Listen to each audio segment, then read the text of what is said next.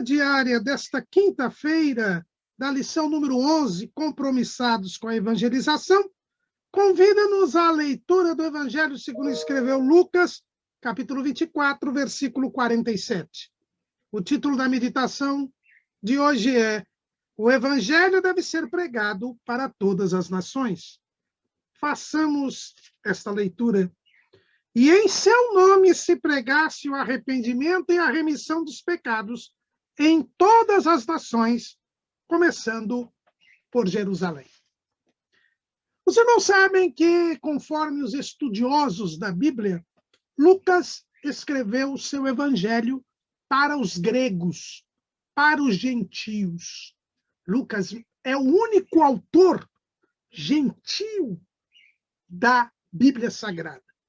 Se considerar que o livro de Jó foi escrito por Moisés e não pelo próprio Jó, então nós teremos aí Lucas como o único escritor não judeu de todas as escrituras. E tanto no seu evangelho quanto no livro de Atos, que também é de sua autoria, ele procura enfatizar a obra de Jesus para os gentios, para todas as nações.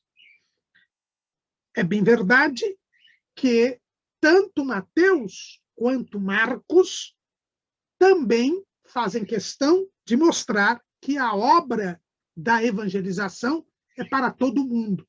Marcos escreve: ide por todo mundo, pregai o evangelho a toda criatura. E Mateus, mesmo tendo escrito seu evangelho dirigido aos judeus, ele faz questão de dizer que também, ao retratar a grande comissão, ele faz questão de dizer que devia-se ir e ensinar todas as nações, batizando-as em nome do Pai, do Filho e do Espírito Santo. Mas Lucas, de uma forma toda especial, ele procura mostrar que Jesus veio para todas as nações. E nesta passagem, Jesus, ao explicar aos seus discípulos, já ressurreto, o porquê da sua morte, da sua paixão, morte e ressurreição, ele diz que todas as nações deveriam ouvir a pregação do Evangelho em seu nome. Quando pregamos o Evangelho, nós estamos usando o nome de Jesus. É interessante nós vermos que há alguns movimentos, algumas distorções doutrinárias que procuram enfatizar o nome de Jesus, mas usar do nome de Jesus de uma forma até mágica, de uma forma esotérica, como se você usar a frase "o nome de Jesus" seja a fonte da autoridade. Na verdade, Jesus, ressurreto, disse aos discípulos: é-me dado todo o poder no céu e na terra.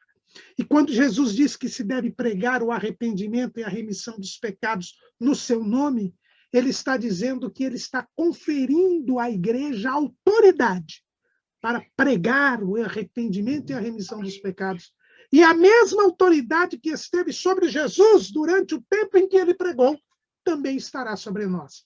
E aí vem a grande diferença entre você ser cheio do Espírito Santo ou não.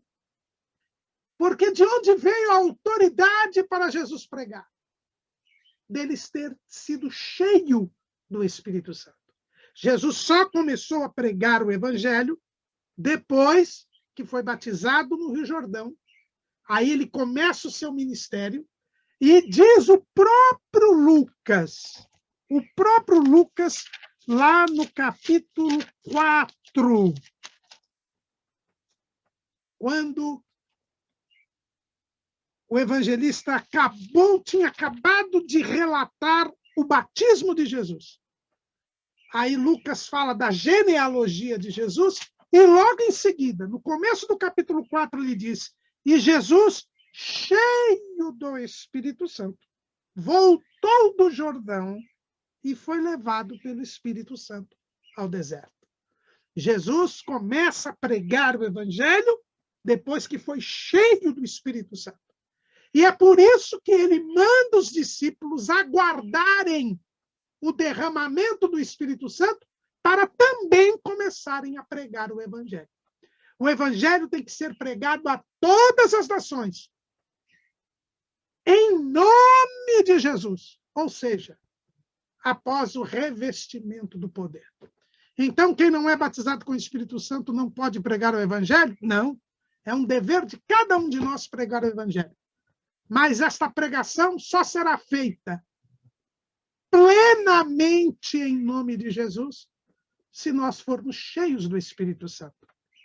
É por isso que quando Apolo pregou o Evangelho em Éfeso, 12 discípulos se converteram e que nem sabiam que existia o Espírito Santo. Mas quando Paulo foi a Éfeso, multidões se converteram, porque ele era cheio do Espírito Santo. É por isso que os pentecostais são os grandes evangelizadores. É por isso que o movimento pentecostal é o avivamento que mais almas ganhou na história da igreja. Por quê?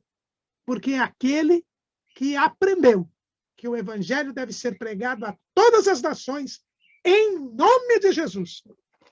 E para pregar em nome de Jesus, eu preciso ser cheio do Espírito Santo.